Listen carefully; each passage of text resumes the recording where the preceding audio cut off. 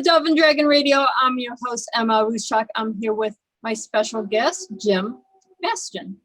Welcome. Well, thank you very much for having me. Why don't you tell our audience a little bit about what you do? Well, I'm currently retired. I'm a former high school psychology and history teacher.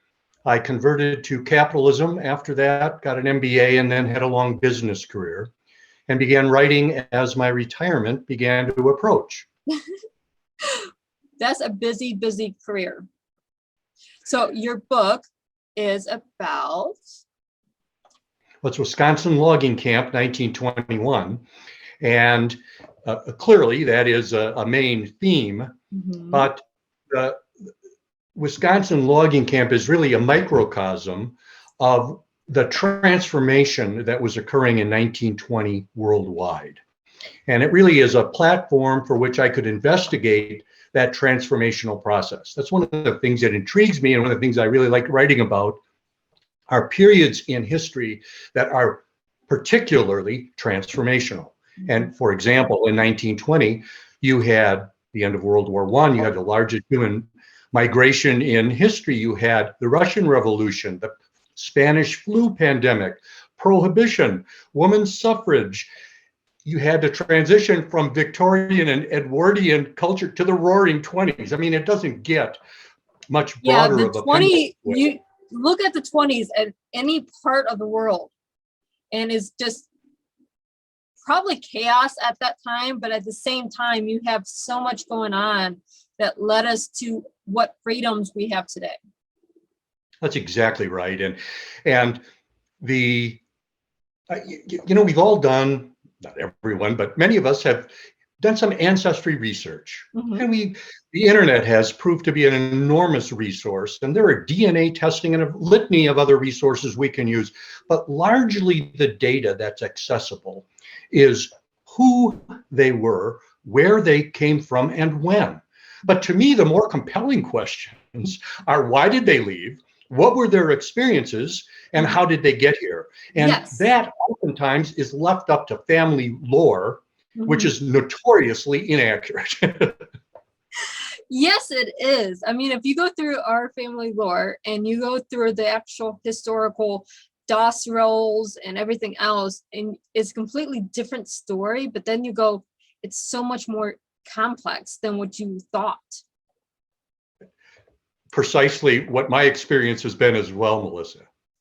I mean, you go to any part of history, if you go through your ancestry, just a person's ancestry, and you go through, okay, I have ancestry, say Ireland. Well, how did they get here from Ireland? Were they part of the Irish slave trade back in the 1700s? Were they here as free individuals? When did they come? How did they get here? How were they treated when they were here? There's so many little things to go through. And then you have, like your book, the Roaring 20s. I mean, everything's happening at one time. Well, it is. And how I try to communicate that chaos, as you put it, of this transformational period was to follow two immigrant families. They're sort of the everyman immigrant, one from Germany following World War I as the vanquished, and then one from Poland, a country that was absolutely devastated during World War I. And those two families became the aggregate of a litany of historical documentation and information that I had had. And so while this is a fiction, it is meticulously researched, and I scrupulously adhere to the facts and whatnot. But when I had intended to write a history, but there were some gaps, and I couldn't fill them with the historical component. So I then pivoted to fill in the gaps with fiction to make it all fit. But 95% of what's there is historically accurate. And those are the best books when they're historically accurate. Now, you can have any type of fiction in there. You can have science fiction, fantasy, whatever. But as long as the historical is accurate, those are the best books, because it teaches you our history that so many people have forgotten and gets us back to today. Well, I think it's a very insightful comment. And one other aspect to it, I love the history, and I wanted to write the history, and was actually disappointed in myself that I needed to fictionalize it. I couldn't get that research to, but people who don't like reading history, I mean, it's not everyone's cup of tea, and it can be dry, but with historical fiction, that can be a more entertaining introduction to history. And for anyone who doesn't want to sit down and do their own research and read a history book, fiction can be a lot more entertaining and just as educational. It can be. There's so many good historical fiction books out there that the historical parts are so accurate because the people like you, the authors like you, are meticulous in getting everything straight. I think that's an important discipline if you're writing historical fiction. And as you know, the range of, if you call your book historical fiction, the range of the amount of fiction that's in a historical fiction book is enormous. There are people who write a fiction book and then just pick a place and a time and don't really do anything beyond that point, but simply place the setting in some era or in a location that's of interest. But the history itself is very suspect. It's the story, but they are still called historical fiction. And that's why I appreciate your encouraging the historical side of it, because that is the side that I really tried to focus on. See, I love history. That's one of my things that for fun, I will read a history book. You know, so me doing a historical fiction, I go, okay, what era am I in today? You know, and it has to be accurate for me as a reader to appreciate the history that's in the book. I can't read a historical fiction book that's just placed there and everything is wrong. Well, and I agree, and that's why I search for reading material as well. The two components of transformation that are in the book that are meticulously historical. I mentioned the events that compelled the two families to leave Germany and Poland, but also the logging in Wisconsin. Now, that sounds like it's a very localized interest topic, but it's used as an example, kind of a microcosm of what was happening industrially across the world. Right. In the case of the logging industry, just as an example, the diesel engine was not powerful enough to drive a train or even a large tractor. And the technology of the tank that was used in World War I, the advent of that, it's interesting that the wars generally spur on technological development, but it hadn't yet reached commercial. So you have steam power operating railroads, for example, and the large machinery. Well, if you're in the logging industry in northern Wisconsin or in northern Europe, and it gets 30 or 40 below zero, and your equipment runs on water, what could possibly go wrong, right? Yeah, well, I can't think of one reason why nothing would go wrong with that. So they weren't able to use the technology that was available, steam engine. They had to use oxen and horses. And consequently, logging was just very labor intensive, as were a number of other industries.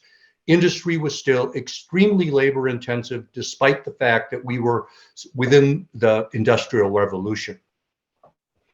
One of the things that led me to write this book many, many years ago, I read an obscure article from a 1936 newspaper that described 3 loggers and a boy finding a man, a corpse, a petrified body in a tree. Loggers cutting down the tree and find.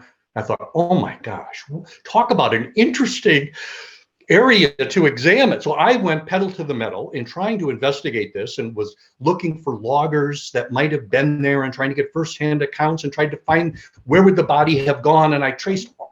Well, once the internet had sufficient information digitalized and available, it became clear that the article was a hoax, and that the author and that the editor simply needed a 2-inch filler and so made up the story. So he set me off in this wild goose chase, but I had done 8 or 10 years of research on logging and on northern Wisconsin and records of, in this case, French exploration, thinking that that would be the logical person who might be in a tree petrified with homespun clothes and a musket, as what was reported, but again, it was false. But in that, and consequently, that's the root of this book.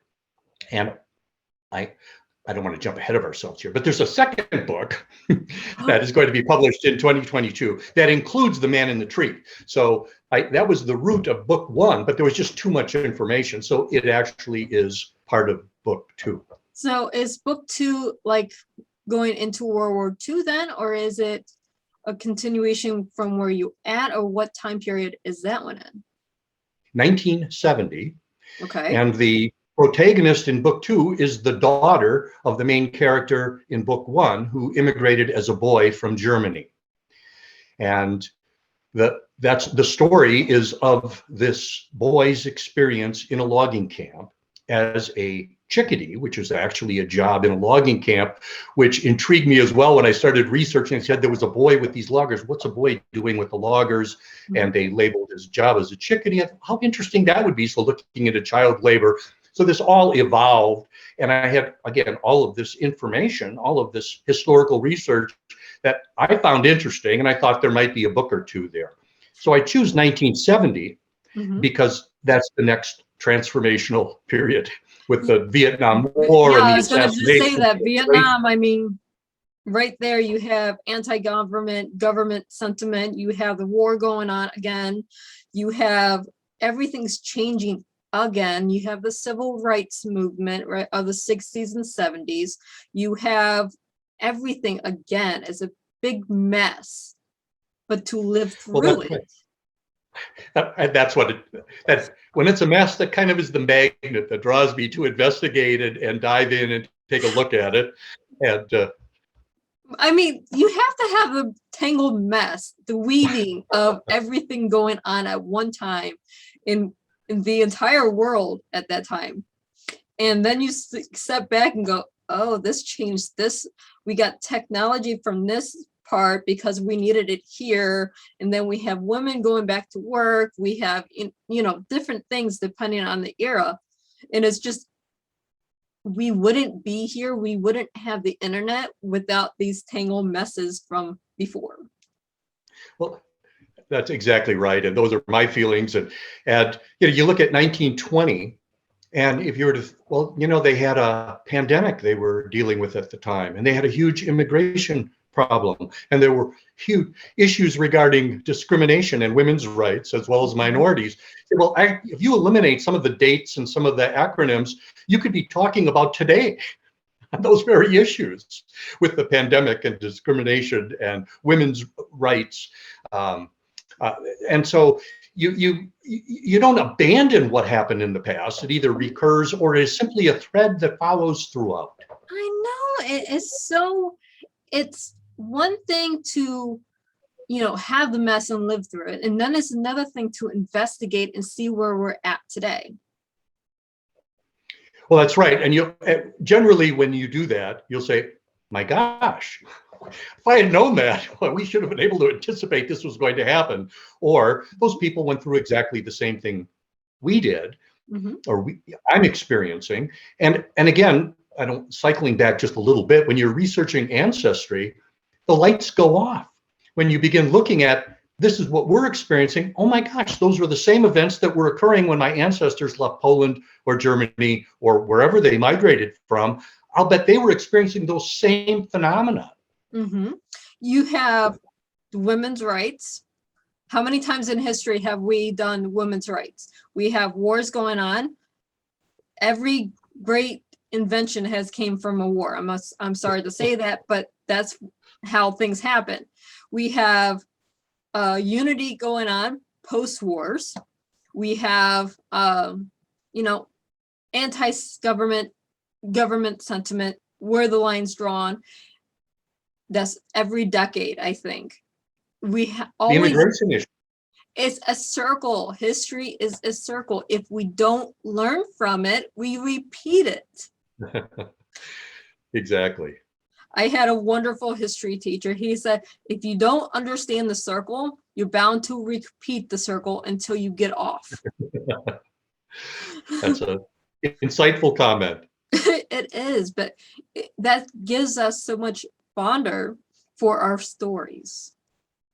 Well, that's right.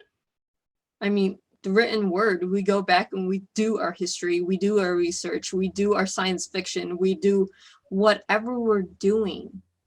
And it is because of something that happened before now. Yes. I mean, I find that fascinating as well. It is. I mean, even technology. I mean, think about it. We didn't have Zoom and stuff like this in the early 2000s. What happened for us to get Zoom and camera phones and all this? We had the World Trade Centers. That's where we got the camera phones from. We took a tragedy and turned it into technology we use today. Well, it certainly was an accelerant. Yes, it was a very, very hefty accelerant.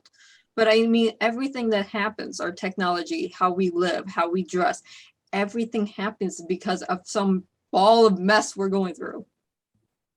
Indeed. So when in 2022 are we expecting the second book? The middle of the year, somewhere around the middle of the year. So July, August area. Yes, that's right. That would be awesome because one, you have a series started and there's so many different parts. If you go Vietnam to, let's see, the next catastrophe ball of mess would be Desert Storm. Yes. So in chronological order, just throwing my knowledge of history out there. Sure. So book 2 is slightly different in that while we focus a great deal of focus on the history, and because of the tumultuous time regarding the Vietnam War and racial protest, I focus, the main character is at the University of Wisconsin-Madison, which was one of a half dozen universities which were the core of student rights protesting and advocacy and whatnot. There was the blowing up of the chemistry building and just a litany of things that took it to another level. And the main character is going to school at that time. So that's the way I entered that time area. But I mentioned that my interest levels are both history and psychology. And while the historical components in this book are there, I wanted to take a little different avenue. I wanted to drift down the area of psychology a bit.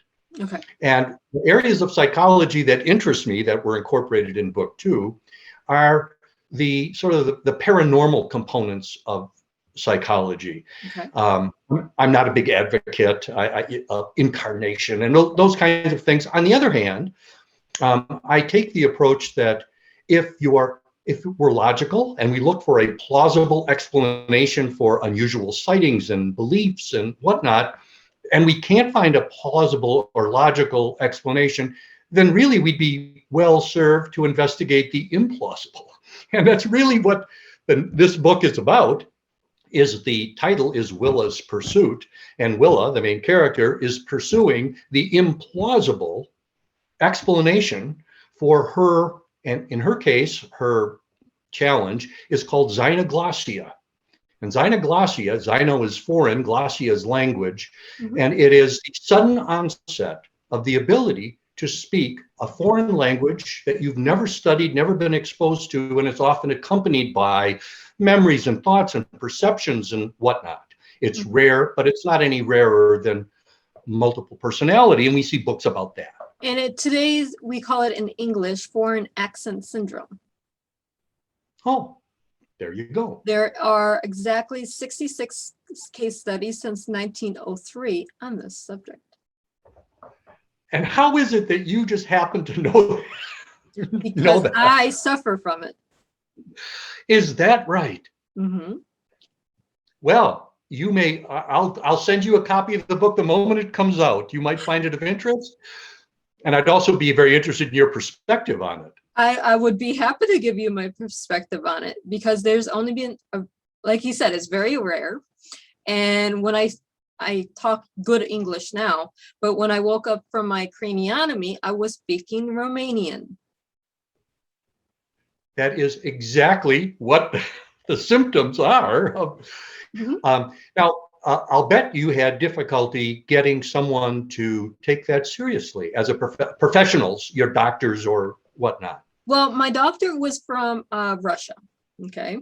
So he was okay speaking with me, and we're getting people, well, she's been to the country before. No, I've never, even to this day, I have not left the country of the United States.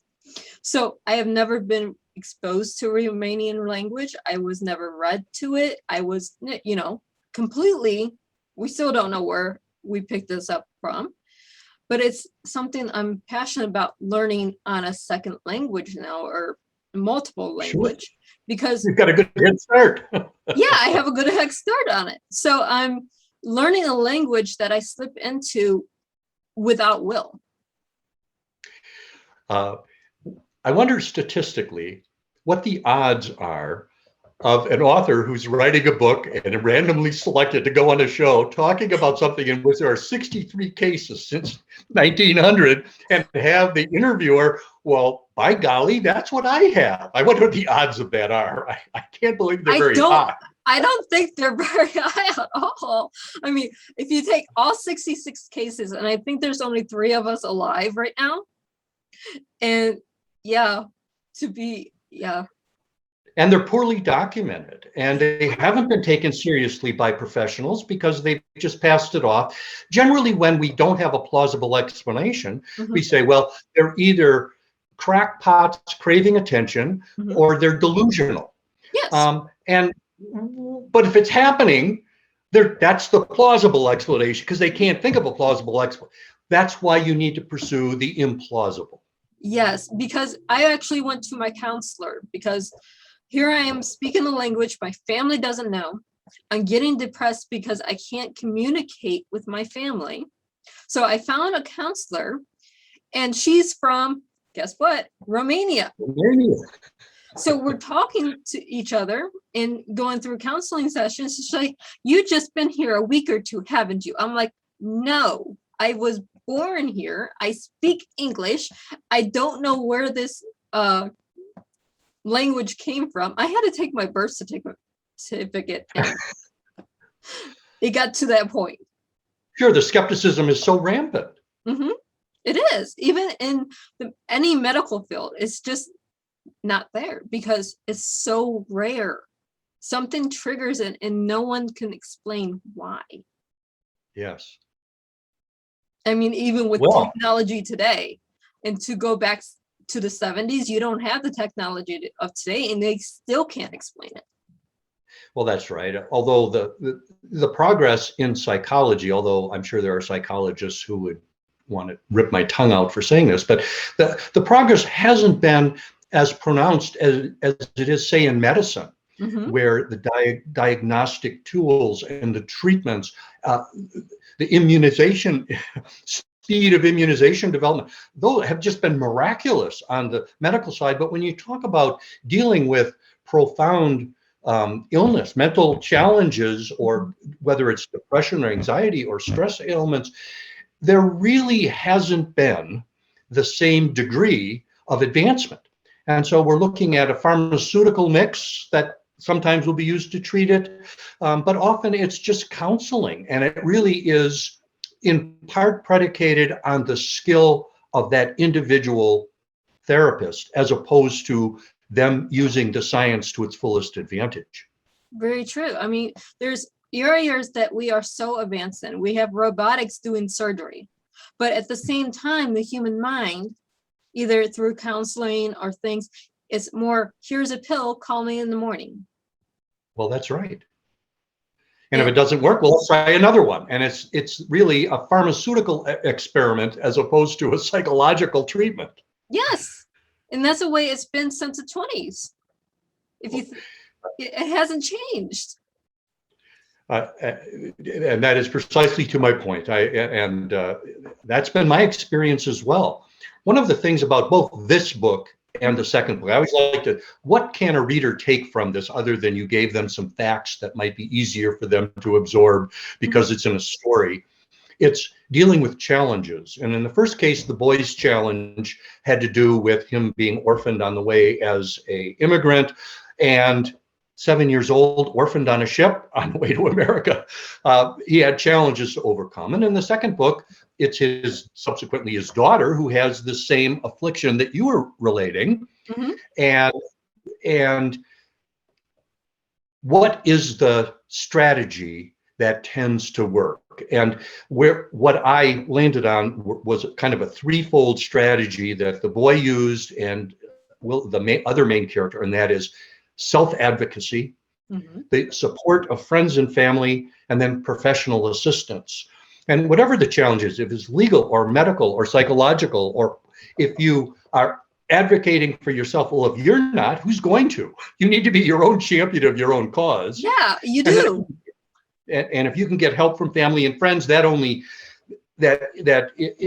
emboldens you. And then if there's professional assistance available, well, for heaven's sakes, if it's available and you need it, use it. And that triumvirate of approach to solving the problem using those three things may be a way for helping people who are having trouble organizing how to attack their challenge. Well, that may be the shorthand way to do it. I'm not trying to minimize, but just to get started. Sometimes it's too big of a problem to get your hands around.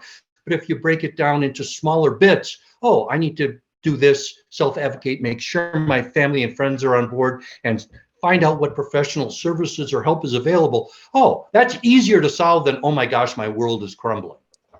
Exactly. I mean, we can't ever figure out, what we're doing until we advocate for self. We have to stop first. Just stop, look around, see what you have. Then you self-advocate. Then you talk to your family and friends, try to find family and friends that can help and, motivate you. And then you seek the professional. And sometimes you still have, if you have a professional, you still have to advocate with a professional. Well, that's right. That's exactly right. But we're almost out of time. So where can our listeners and our viewers find you? Well, they can find me at my website, which is wisconsinloggingcamp.com. The book, Wisconsin Logging Camp 1921, is available pretty much anywhere. It's on Amazon, most bookstores, libraries. Bookstores will certainly have access to it. They'll order it for listeners. A lot of libraries are carrying it, and hopefully and then the second book will be coming out next summer. The publisher is Bauer House, and that's where my first book is as well. Thank you so much, and thank you for being on the show. This has been fun, and I can't believe we touched on a subject that no one knows about. Well, that's not true. You did, and you caught me aback by that, but I was delighted. And thank you so much for having me on the show. I really enjoyed it. It was really a pleasure to talk with you. This was really a fun interview, and for our listeners and our readers, happy listening.